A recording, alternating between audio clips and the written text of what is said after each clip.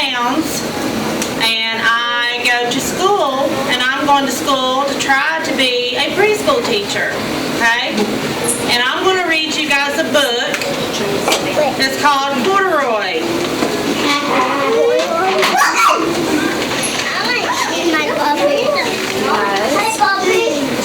Corduroy is a bear who once lived in the toy department of a big store. Day after day, he waited with all the other animals and dolls for somebody to come along and take him home. Try it.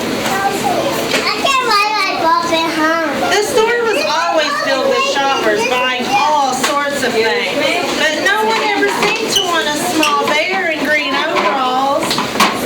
Then one morning, a little girl stopped and looked straight into Corduroy's bright eyes. "Oh, Mommy," she said, "look, there's the very bear I've always wanted." "Not today, dear," her mother sighed.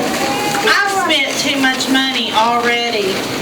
Besides, he doesn't look new. He's lost a button to one of his shoulder straps. See how he's lost his button?" Corduroy watched them sadly as they walked away. "I didn't know I'd lost a button," he said to himself. "Tonight, I'll go see if I can find one myself." Late that evening, when all the shoppers had gone and the doors were shut and locked, Corduroy climbed carefully down from his shelf and began searching everywhere on the floor for his lost button. What are you doing, Austin? Suddenly, he felt the floor moving under him. Quite by accident, he had stepped onto an escalator and up he went. Could this be a mountain, he wondered? I think I've always wanted to climb a mountain. Me too. He stepped off the escalator as it reached the next floor, and there before his eyes was the most amazing sight. Tables and chairs and lamps and sofas and rows of beds. "This must be a palace," Corduroy gasped. "I guess I've always wanted to live in a palace."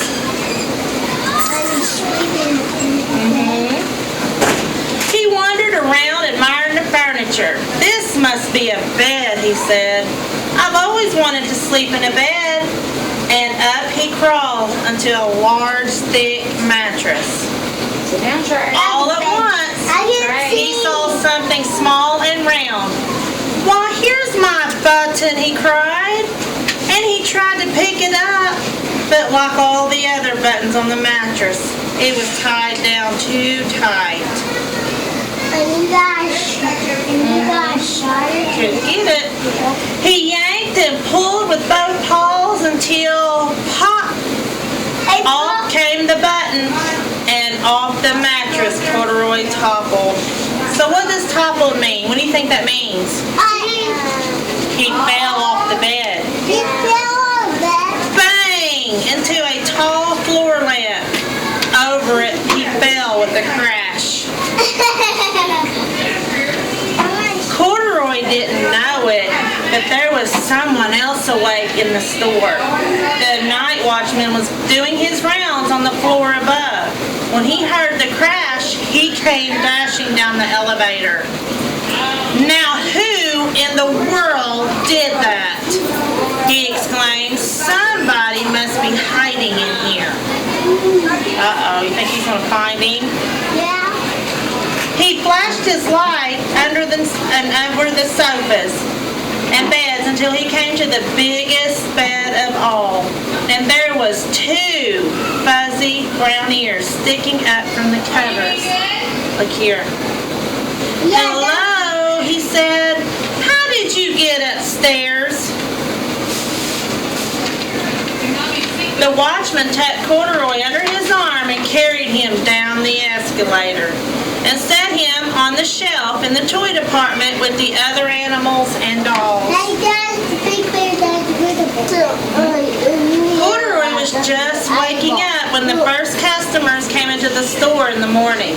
And there, looking at him with a wide, warm smile, was the same little girl he'd seen the day before.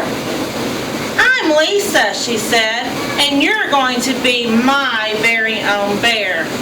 Last night I counted what I saved in my piggy bank, and my mother said I could bring you home."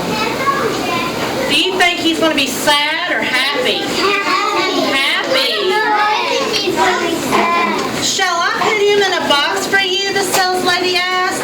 "Oh, no, thank you," Lisa answered, and she carried Corduroy home in her arms. She ran all the way up 4 flights of stairs into her family's apartment, straight into her room. Corduroy blinked. There was a chair and a chest of drawers, and alongside a girl-sized bed stood a little bed just right size for him. Their room was small, nothing like that enormous palace in the department store. "This must be home," he said. "I know I've always wanted a home." Lisa sat down with Corduroy on her lap and began to sew a button on his overalls. "I like you just the way you are, but you'll be more comfortable with your shoulder strap fastened." "You must be a friend," said Corduroy. "I've always wanted a friend." "Me too," said Lisa, and gave him a big hug. So did you guys like that? Yeah. What was your favorite part in the book? Yes. Did she sew a button on his shirt? Yeah. And how did she get him? Do you remember? How did she get him? When her mommy first told her no, didn't she? But what did she do? She went home, and what did she do to her piggy bank? She went home and counted, and she had enough. Did she have enough money to buy him? No. Yeah, she did. Well, thank you for letting me read to you guys.